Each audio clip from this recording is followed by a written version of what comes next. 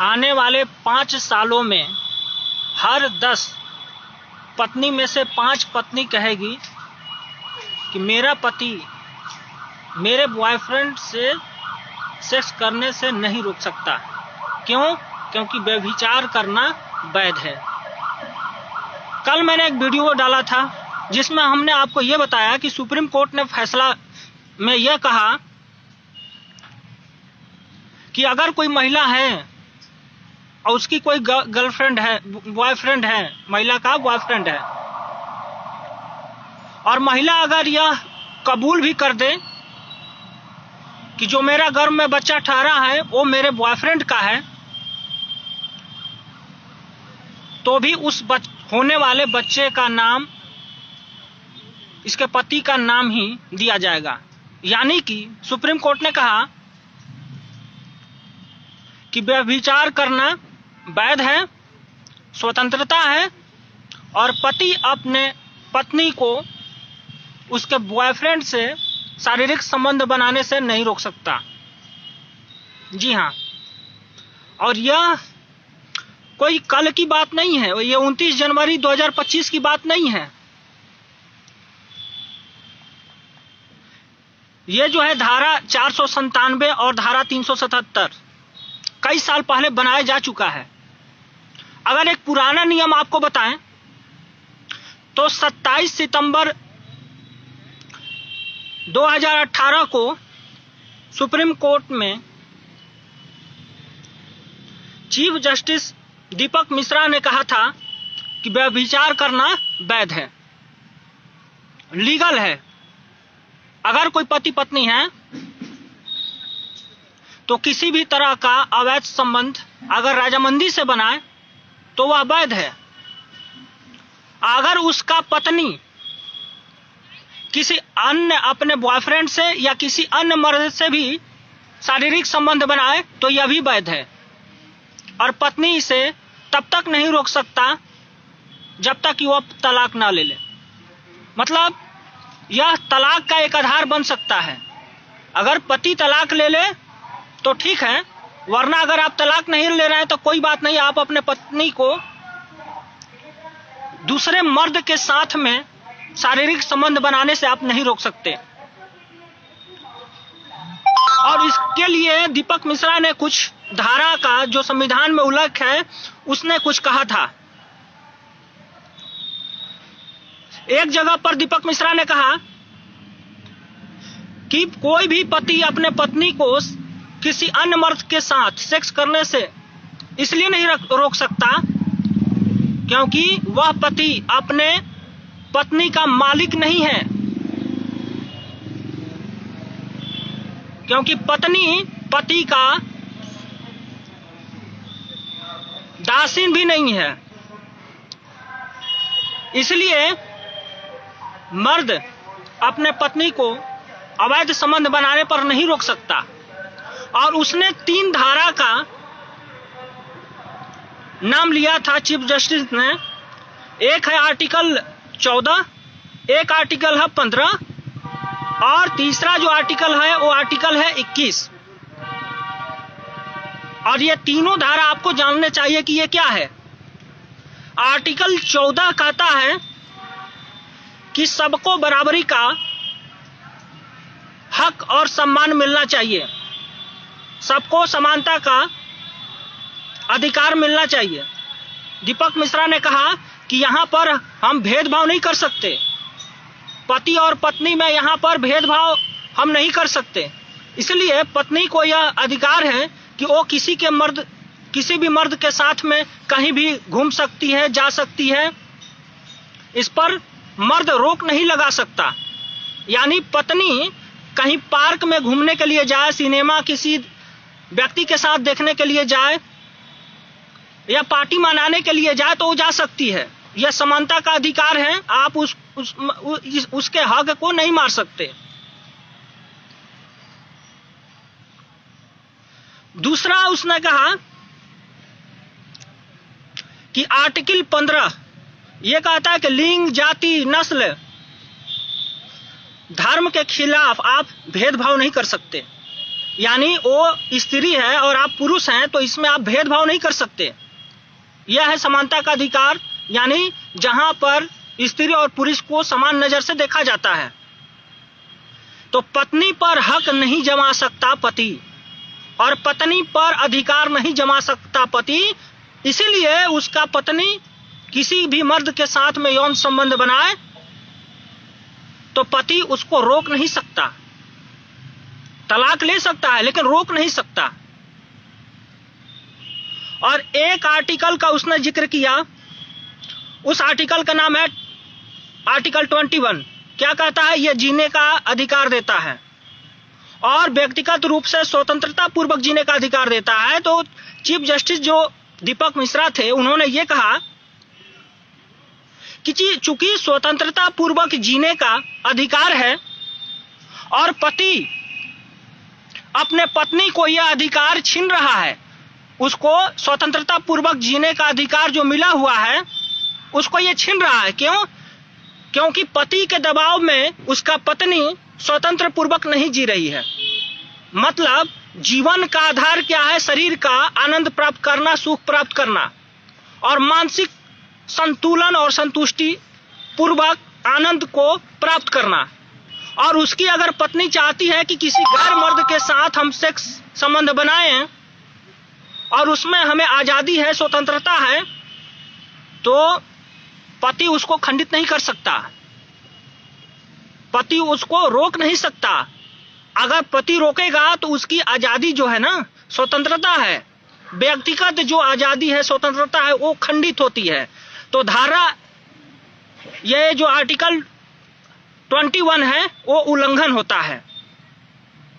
और आर्टिकल 15, हम उसके साथ भेदभाव नहीं कर सकते, अपनी जातिगत दुश्मनी नहीं निकाल सकते, उसको अवैध तरीके से अपने प्रेम को उस पर थोप नहीं सकते।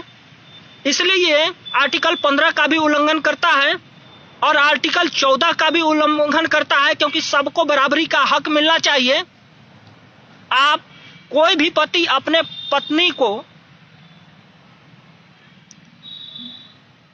दासी के रूप में नहीं देख सकता, न उसको किसी वस्तु के रूप में, और न पत्नी को किसी भी किसी भी एंगल से पत्नी को आप दुख नहीं देख सकते कि किसमें भेदभाव करके। क्यों? क्योंकि यहां पर यह भी है कि अगर पत्नी किसी गैर मर्द के साथ अगर संबंध बना रही है तो पति को भाई किसने रोका है? यह भी सवाल है कि पति को किसने रोका है। लेकिन चीफ जस्टिस ने कहा कि अगर पति अगर किसी महिला के साथ यौन संबंध स्थापित करता है या शारीरिक संबंध बनाता है, अगर महिला अगर उस पर आरोप लगाती है तो यह जायज है। यानी पति गर्लफ्रेंड के साथ में शारीरिक संबंध नहीं बना सकता, यह अवैध माना जाएगा। लेकिन पत्नी बॉयफ्रेंड के साथ संबंध बना सकती है और इसको वैध माना जाएगा, इसको लीगल माना जाएगा, ये कानूनी स्वीकार्य है। पत्नी अगर अपने बॉयफ्रेंड के साथ में गर्भवती हो जाती है या किसी गैर मर्द के साथ गर्भवती हो जाती है और उसके बच्चे हो जाते हैं तो ये इसे लीगल माना जाएगा, ये कानूनी वैध माना जाएगा और बच्चे का पिता पत्नी के पति ही कहलाएगा। यह कानून का हिस्सा है जो सुप्रीम कोर्ट ने फैसला इस पर दिया है। अब एक धारा है 377 और धारा 377 में कहा गया है कि स्त्री और पुरुष के बीच में आपस में किसी भी तरह का यौन संबंध अगर बनाए जाते हैं, चाहे वो प्राकृतिक रूप से हो या अप्राकृतिक रूप से हो, उसे वैध माना जाएगा। और इसमें भी स्वतंत्रता का एक कानून इसमें डाल दिया गया है और उसमें ये समलैंगिकता का, और उसमें ये बताया गया है कि अगर आपका पत्नी किसी लड़की के साथ या महिला के साथ संबंध बनाती है, शारीरिक संबंध बनाती है, तो भी आप नहीं रोक सकते। और धारा 377 में यह बताई गई है कि एक पुरुष अगर एक पुरुष के साथ में शारीरिक संबंध बनाना चाहे राजामंदी से तो बना सकता है। अगर कोई स्त्री के साथ संबंध बनाना चाहे तो बना सकता है, यह वैध है। अगर किसी भी पति का कोई पत्नी है, वह अपनी राजामंदी से किसी भी मर्द या स्त्री या थर्ड जेंडर्स के साथ संभोग करना चाह रही है तो यह वैध है। अगर पत्नी हस्त मैथुन करना चाहे और उसी में खुश रहे तो यह वैध है। अगर पति चाहे कि हम अपने पत्नी से सेक्स करें और पत्नी नहीं चाहती है कि हम अपने पति से सेक्स करें तो यह भी वैध है। मतलब पति चाह रहा है कि अपने पत्नी से मैं शारीरिक संबंध बनाऊं, लेकिन अगर पत्नी ब्लैकमेल करे पति को, उससे पैसा मांगे, चाहे कुछ भी कानून, तो ये कानूनी रूप से क्या माना जाएगा? इसको सही माना जाएगा कि भाई वो तो आपकी पत्नी है। ये तो आप में खराबी है कि आप अपने पत्नी को संतुष्ट नहीं कर सकते, क्योंकि आपने शादी किया है किससे? अपने पत्नी से, तो उसका सारा खर्चा आपको उठाना पड़ेगा। इसलिए अगर वो पैसा मांगती है या कुछ धन दौलत मांगती है तो आपको देना वैध है। आप अगर नहीं देते हैं तो मुकदमा आप पर चलेगा, आप पत्नी पर नहीं चलेगी। यानी कि पत्नी वेश्यावृत्ति करे तो अच्छी बात है, कोई भी मर्द उस पर एक्शन नहीं ले सकता और न ही रिपोर्ट दर्ज होगी और न ही FIR होगा। क्यों? क्योंकि भारत में व्यभिचार करना, अवैध संबंध बनाना, लेकिन रजामंदी से बनाना वैध हो चुका है। और ये आज नहीं, 2018 में हो चुका है। अब यही होता है कि कल का वीडियो, कल जब ये घटना घटी सुप्रीम कोर्ट में और कोई नहीं मान रहा था, तो 2021 में मैंने बनाया था वीडियो, इसी पर बनाया था, धारा 377 और धारा 497 पर। और जो मैंने वीडियो अपलोड किया यूट्यूब पे और लोगों को दिखाया, तो लोग उसे मान रहे थे कि नहीं ये तो आप गलत बता रहे हो। भाई मेरी पत्नी अगर किसी बॉयफ्रेंड से या किसी दूसरे मर्द से अगर सेक्स करे तो ये मुझसे तो सहन नहीं होगा। इसको सुप्रीम कोर्ट कैसे सही ठहरा सकता है? ये तो आप गलत बात बोल रहे हैं। नहीं माना उन्होंने। हमने कहा कि ये भारत बदल रहा है, हर गांव में वेश्यावृत्ति फैलेगी। इस पर एक वीडियो कल लाऊंगा कि सरकार क्या चाह रही है। बहुत सारे उसके पास योजना है, जैसे निर्मल सरोवर योजना है, स्मार्ट सिटी का प्रोजेक्ट है, उसके पास में स्मार्ट विलेज, स्मार्ट सिटी का भी प्रोजेक्ट है, और ब्लॉक डेवलपमेंट का भी प्रोजेक्ट है, और डेवलपमेंट ऑफ विलेज का भी प्रोजेक्ट है। ये जितने भी प्रोजेक्ट लाए गए हैं, ये जितने भी धाराएं बनाए गए हैं, ये सब गांव को उजाड़ने के लिए बनाए गए हैं और गांव में वेश्यावृत्ति को बढ़ाने के लिए, फैलाने के लिए, जुआ का अड्डा बनाने के लिए लाया गया है। तो कल इस पर मैं आपको बताऊंगा, क्योंकि रात हो रहा है और YouTube चैनल पर ये जाता है वीडियो, अगर तो उस पर मोक्ष राज, मलेश राज का एपिसोड पूरा आप देख सकते हैं। तो ये जो कल जो सुप्रीम कोर्ट में जो बहस था वो आज का नहीं था। एक महिला है जो केरल की थी, और केरल के महिला जो थी वो क्या करती है, उसका एक बच्चा होता है, फिर वो अपने बॉयफ्रेंड के प्रेम में पड़ती है, फिर दूसरा बच्चा होता है, पहले में लड़की होती है, दूसरा में लड़का होता है। और जब नगर निगम में वो लिखवाई जाती है कि भाई पहले बच्चा का पिता कौन, दूसरे बच्चा का पिता कौन, तो बताती है कि भाई दूसरे बच्चा का पिता मेरे बॉयफ्रेंड है। तो नगर निगम ने मना कर दिया और कहा कि जब तक अदालत नहीं कहेगा तब तक आपके बॉयफ्रेंड का नाम इसमें नहीं लिखा जाएगा, क्योंकि अभी तो आप लोग पति पत्नी हैं। वही वाला केस का फैसला हुआ और उसमें कहा कि भले ही बॉयफ्रेंड का लड़का हो और पत्नी स्वीकार भी कर रही है कि हाँ उसी का लड़का है, मेरे बॉयफ्रेंड का है, लेकिन सुप्रीम कोर्ट भी यही कह रहा है कि नहीं, बॉयफ्रेंड का हो या किसी अन्य मर्द का हो, अभी आप विवाहेतर संबंध में हैं तो ये बच्चा आपके पति का ही माना जाएगा और बच्चे में जितना भी खर्च आएगा उसका लालन पालन में, उसके शिक्षा में, वो सब पति का ही माना जाएगा और पति का जो धन संपत्ति होगा उसमें बंटवारा होगा, इस बच्चे को मिलेगा। यानी कि एक षड्यंत्र भी हो सकता है, इस पर फिल्म भी अब बनाई जा सकती है जिसमें ये होगा कि दो बॉयफ्रेंड गर्लफ्रेंड होते हैं। फिल्म बनाइए इस पर, दो गर्लफ्रेंड बॉयफ्रेंड हैं और दोनों में बहुत ज्यादा प्रेम होती है, लेकिन लड़की होती है बहुत ज्यादा सुंदर। तो लड़का ने एक पूंजीपति धनाढ़ को क्या करेगा, बोलेगा कि इसका पूरा धन संपत्ति लूटना, हजारों करोड़ रुपया का धन संपत्ति है। तो अपनी गर्लफ्रेंड को क्या करेगा, किसी भी तरीके से प्रेम के जाल में डलवा करके उसके घर में शादी करवा देगा और जो पति और जो बॉयफ्रेंड है उसके साथ में शारीरिक संबंध इसका चलता रहेगा।